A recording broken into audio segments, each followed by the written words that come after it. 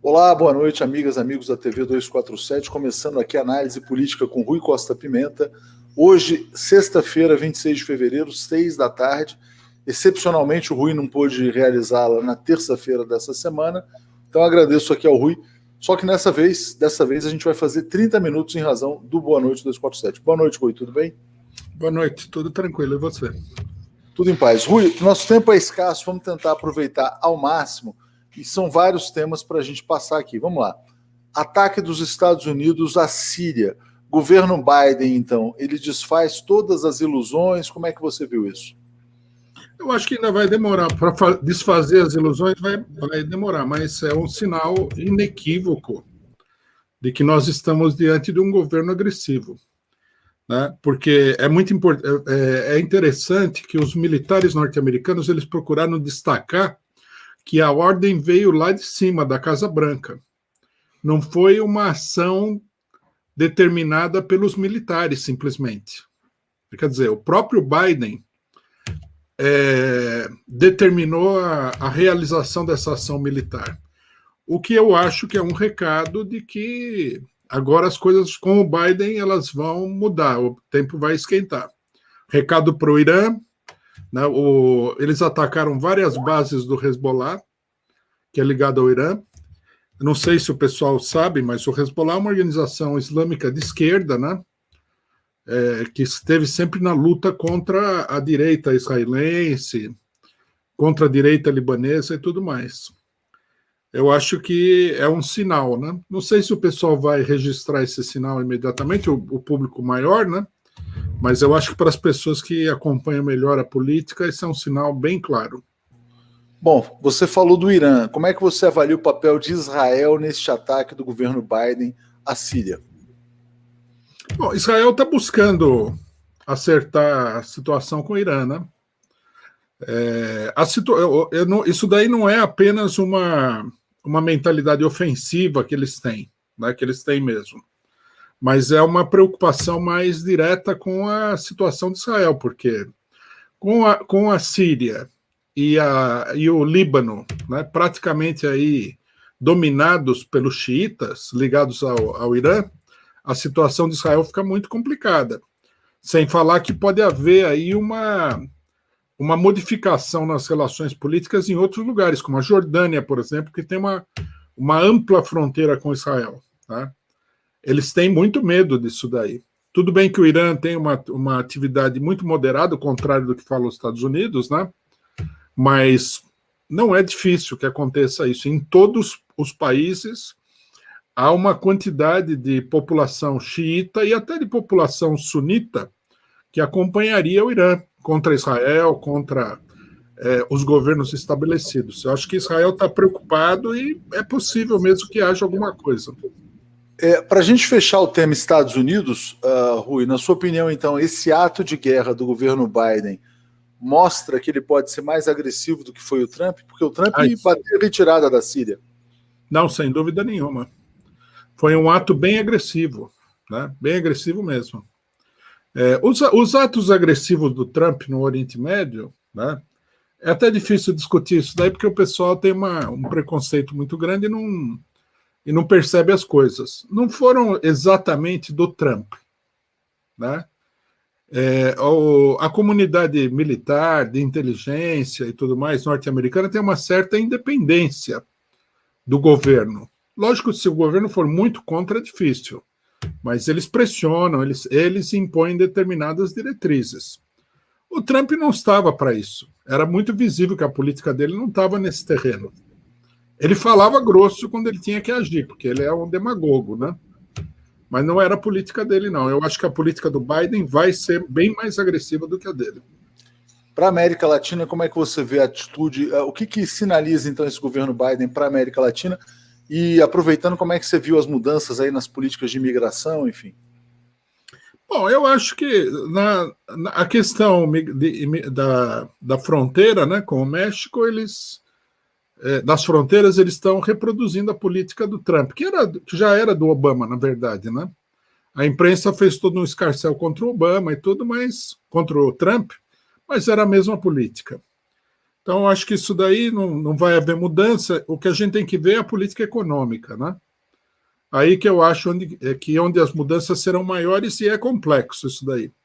Acho que até que é um debate para uma outra oportunidade, né? Porque eles têm que lidar ao mesmo tempo com a recessão e impor a mesma política neoliberal, que é muito contraditório. Eu acho que o governo Biden vai ser um governo linha dura, contrário do que o pessoal está pensando, em todos os sentidos. Ele vai disfarçar, né? Inclusive, essa alta dose de demagogia identitária é um indício de que eles vão jogar pesado. Quer dizer, para que apelar tanto para isso, né? Na sua opinião, então, quando você fala em demagogia identitária, é para seduzir setores da esquerda, é isso? É para seduzir uma classe média universitária de tipo liberal, que é a base do Partido Democrata, né? Base essa que está se esfarelando de maneira muito considerável nos Estados Unidos. Perfeito. Rui, como o tempo é curto e escasso, vamos passar para a questão brasileira, para a gente falar sobre Bolsonaro. Demitiu o presidente da Petrobras, colocou um general, parece que vai colocar um almirante na Secretaria de Comunicação. Como é que você vê, antes da gente falar da Petrobras propriamente e da, entre aspas, briga com o mercado, como é que você vê a militarização do governo Bolsonaro? Bom, a militarização segue o padrão anterior, né? Isso daí não vejo muita mudança. Petrobras é, assim, aquelas coisas que os militares adoram, né? Os militares, eles parasitaram as empresas estatais brasileiras aí durante todos os 20 anos do regime militar. Isso daí é uma fonte de recursos, de poder político e tudo mais, né? Os militares estão afastados disso há muito tempo, e é uma burocracia, ao contrário do que as pessoas pensam, muito voraz, né? Atrás de privilégios e tudo mais. Então, eu não vejo bem que aí haja nenhuma mudança, né? A mudança é a crise que o Bolsonaro decidiu abrir com o mercado financeiro internacional, com os especuladores, né? Porque a medida que ele tomou é uma medida contrária ao que os especuladores querem. Quer dizer, ele meio que indicou que ele vai administrar a Petrobras de maneira política e não de uma maneira 100% subserviente ao mercado financeiro. Uma coisa interessante, a gente precisaria ver até onde vai isso daí, né? Essa disposição política do Bolsonaro. Pode ser que não vá muito longe, não sei. Também não é...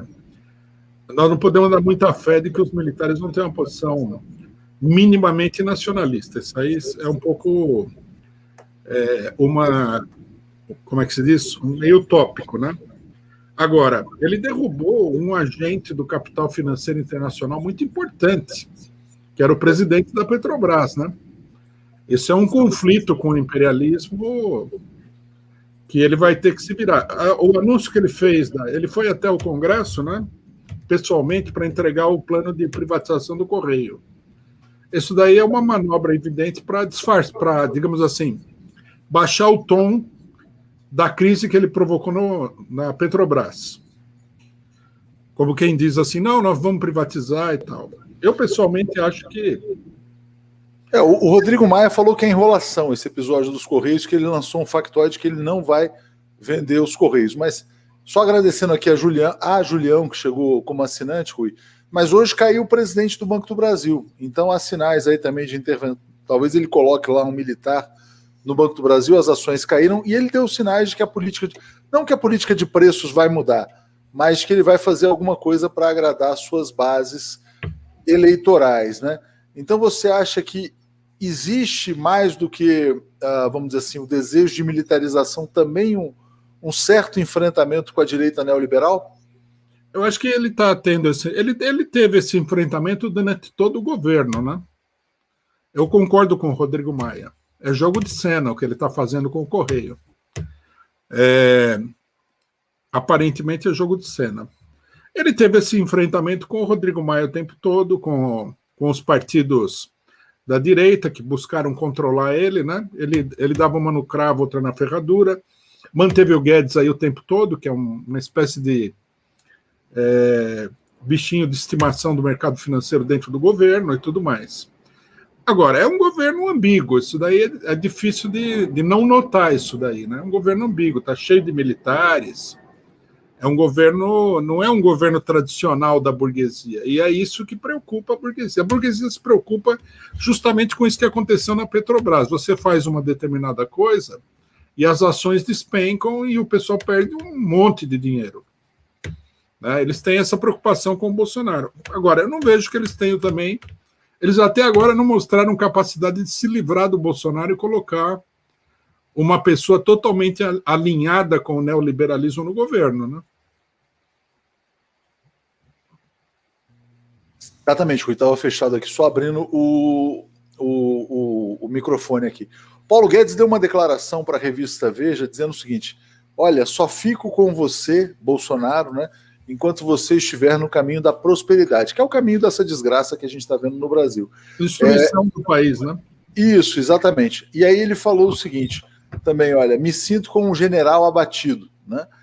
Você acha que a gente está na antivéspera da queda do Paulo Guedes, que o Paulo Guedes vai acabar sendo eliminado assim como foi o Sérgio Moro? Eu acho que é prematuro a gente dizer isso aí, pelo menos me parece, né? Eu acho que o Bolsonaro, com certeza, procura uma alternativa ao Paulo Guedes. Mas também, vamos pensar um pouquinho, qual seria a alternativa ao Paulo Guedes? Porque se ele tirar o Paulo Guedes, a burguesia pode até não derrubar o governo Bolsonaro, mas a burguesia vai causar uma crise financeira grande. Né? Porque significa que a burguesia vai entender a saída do Paulo Guedes como uma ruptura com o mercado financeiro internacional. Isso daí não há como. É a mesma coisa da Petrobras, né? Então, eu não vejo que o Bolsonaro ele tenha estruturado uma alternativa que seja, ao mesmo tempo, apropriada para a sua política, que é uma política de autopreservação, e que seja apropriado para apaziguar, pelo menos, o mercado financeiro internacional. Por isso que o Paulo Guedes, o Paulo Guedes dá a impressão de que é um balão que está, cada dia ele murcha mais, né? Mas ele não esvazia totalmente. Eu acho que é por esse motivo. A falta de alternativa. E se ele decidir partir... Peraí, Rui, deixa eu só fechar aqui para não dar o eco. E se ele decidir partir por um caminho que a direita classifica como populista, né? Por que a direita tem falado tanto agora nessas expressões bolsopetismo, bolsodilma? Você acha que há a possibilidade de que o Bolsonaro vá para uma agenda mais popular, talvez? Não, eu acho que seria natural do Bolsonaro, do grupo bolsonarista, né, de acordo com a política da extrema-direita internacional, ele ter uma política um pouquinho mais de defesa, né, da burocracia estatal. Não vou nem dizer do patrimônio estatal, da burocracia estatal. Mas, ao mesmo tempo, eu não acho que ele tem condições políticas de levar isso adiante. Os militares não são favoráveis, só se houvesse uma crise aqui que mudasse substancialmente, né, as necessidades econômicas do país. Agora, nós temos que, com toda essa ressalva, nós temos que considerar também o seguinte: o Brasil está na lona total. A crise é muito grande. E, ao que tudo indica, a crise vai se aprofundar muito. Né? Então, nós vamos ter que ver isso daí.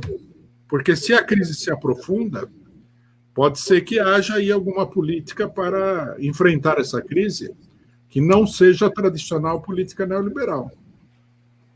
O governo Bolsonaro não é um governo neoliberal tradicional. Ele está cumprindo esse papel, né? O Paulo Guedes entrou aí, ele fez um acordo com o mercado financeiro. Agora, os acontecimentos podem reverter isso aí. Eu, inclusive, vou dizer uma coisa: do jeito que está a situação brasileira, com a escalada do vírus, a situação econômica é para lá de ruim, né? 5% de queda no PIB e tudo mais, uma coisa, é uma monstruosidade. Eu fico até um pouco espantado porque que não há uma reação popular mais enérgica a isso tudo. né? Me parece que seria inevitável já nessa altura dos acontecimentos. E a gente está tendo um pouco de eco. A gente percebe, Rui, um certo anestesiamento da sociedade brasileira. Eu queria te perguntar se você viu a entrevista que o ex-presidente Lula nos concedeu e como é que você viu a posição, se você viu, tendo visto, como é que você avalia o discurso do ex-presidente Lula nesse momento? Coisas, né? Mas vou te dar uma impressão aqui muito condicional. Eu acho que o Lula ele é muito consciente do enquadramento da situação política, né? As declarações dele nesse sentido são muito interessantes. Primeiro, as declarações contra os Estados Unidos. Eu acho essas declarações uma mudança profunda na política do próprio Lula. Resultado da experiência do golpe, logicamente. Segundo, que ele tem plena consciência de que ele é um ator fundamental na situação política, né? Não foi nessa entrevista, mas não sei se ele falou nessa entrevista, mas numa entrevista anterior, ele falou o seguinte: aqui vai ser PT versus Bolsonaro, porque a direita não pode lançar dois candidatos. Me parece uma conclusão muito correta. Eu acho que ele é muito consciente de como é que as cartas estão colocadas para o jogo político também, né? E finalmente a ideia dele de que você tem que sair à rua, né? Isso daí me parece assim o mais audacioso de tudo, porque o PT tá trancado dentro de casa, né? Pois é, Rui, está trancado dentro de casa, mas é nesse contexto das 250 mil mortes. Então, eu queria te pedir para falar sobre Covid-19, esse quadro das 250 mil mortes, e como é que você defende, então, que se saia às ruas neste contexto, né? Hoje a notícia é de que todos os hospitais estão lotados, os hospitais para os ricos, para os pobres, Einstein, sírio-libanês, enfim. Então, nesse contexto, como ir às ruas? Acho que nós temos que ir às ruas até para combater essa situação catastrófica. Você sabe, aqui no 247 eu tenho defendido desde o começo da pandemia que seria necessária uma ação enérgica da esquerda, que era preciso ter uma oposição ao que vem sendo feito no Brasil. Veja só a situação. O pessoal correu atrás de ilusões, chegaram a apontar o Dória como salvador da pátria. Eu sempre falei que isso daí era uma fantasia total, que esse negócio de ficar em casa não resolvia nada porque era uma medida isolada, que eles não tinham plano nenhum para combater a pandemia, e nós estamos vendo hoje um verdadeiro colapso administrativo. Colapso. O pessoal não sabe quando vai ter vacina, quantas pessoas eles vão vacinar, quando. A vacina do Dória já deu o resultado negativo aí de gente que tomou vacina e foi infectado de novo.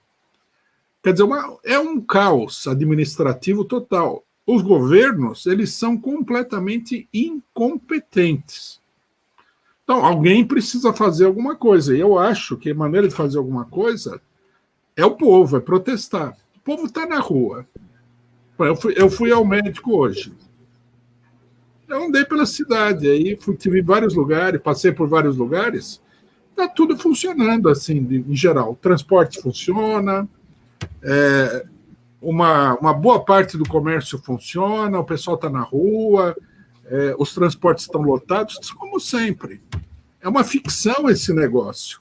Não adianta mais o pessoal chegar e falar assim, a solução é ficar em casa. Não vai impedir que a coisa escale, até porque é uma fraude, né? Veja bem, o Dória, ele bateu o pé que as escolas têm que funcionar. Nas escolas, nós temos um trabalho sindical em professores grande aqui em São Paulo. Nas escolas, já há mais de 1.000 pessoas infectadas e mais de 20 mortos de professores que foram infectados com a abertura das escolas. Como é que você vai ter autoridade para falar que o pessoal tem que ficar em casa e que essa é a solução nesse marco? A coisa é caótica.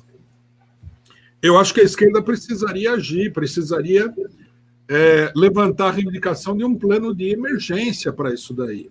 teria que colocar, sei lá, milhares de agentes de saúde em cidades como São Paulo, Rio de Janeiro, teria que insistir no problema de apressar a vacinação do pessoal, teria que tomar uma série de medidas. Se ninguém fala nada, esse pessoal, eles são irresponsáveis.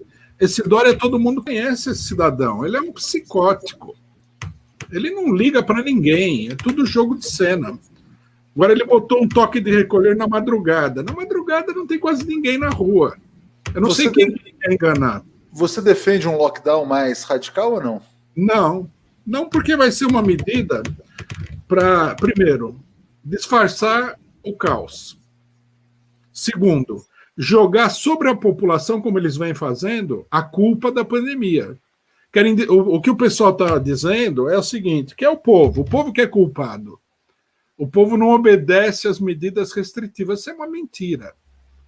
O povo está, na verdade, seguindo a orientação das autoridades. Porque se o cidadão sai para trabalhar todo dia, por que ele não pode à noite ir num bar? Ele sai para trabalhar, ele pega transporte, ele almoça fora, sei lá. Aí à noite fala, não, à noite você não pode sair. Por quê? Ele fala, por quê? Qual que é a diferença? Não há diferença nenhuma. Então, quer dizer, é um jogo político para botar a culpa na população. Quando, na verdade, a administração pública faliu. Essa é a minha opinião, faliu. No país inteiro, de norte a sul. Tem a declaração desse Nicoleles, né? Esse cidadão aí que foi contratado pelos governos do Nordeste para administrar a pandemia lá. Não sei se você viu, ele renunciou ao cargo, né? Eu vi, não, a gente tem dado entrevistas com ele.